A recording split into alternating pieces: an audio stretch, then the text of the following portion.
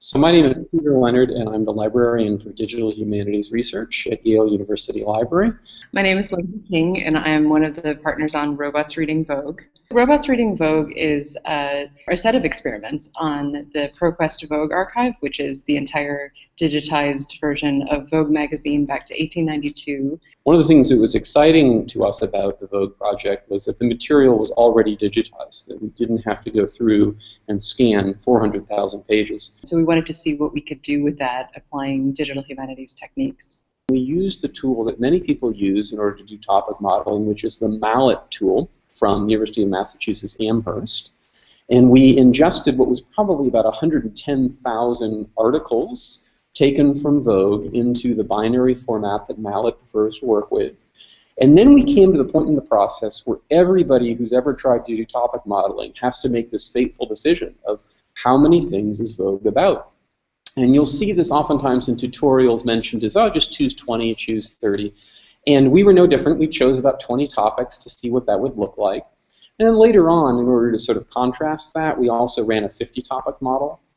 We then took all the output of our 20-topic model, and I wrote some custom software on the web front end to be able to take the output of Mallet and visualize the results in kind of an easy-to-use interface. What's interesting about the topic modeling section of the experiments that we're doing is that everyone kind of thinks that they know what's in Vogue magazine. So you think it's a fashion magazine, it's for women.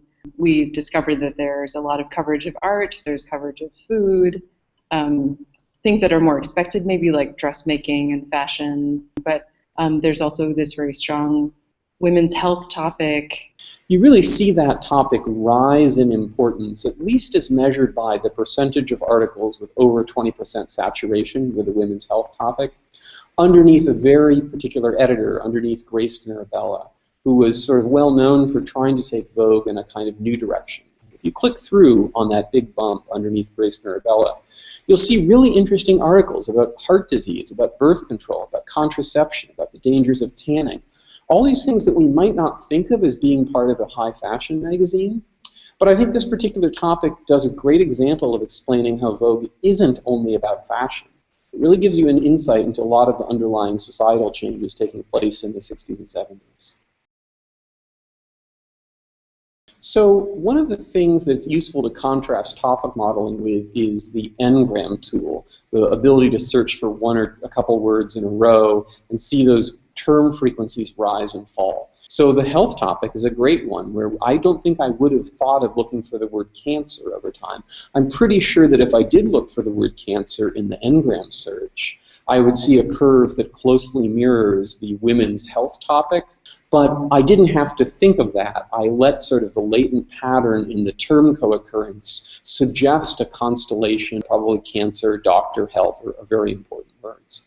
One of the things that we really like about Bookworm is how you can go back and forth between close reading and distant reading. So in one of the things that I came up with comparing is words for like college and education and family, business, so different things that women might choose to spend their time on.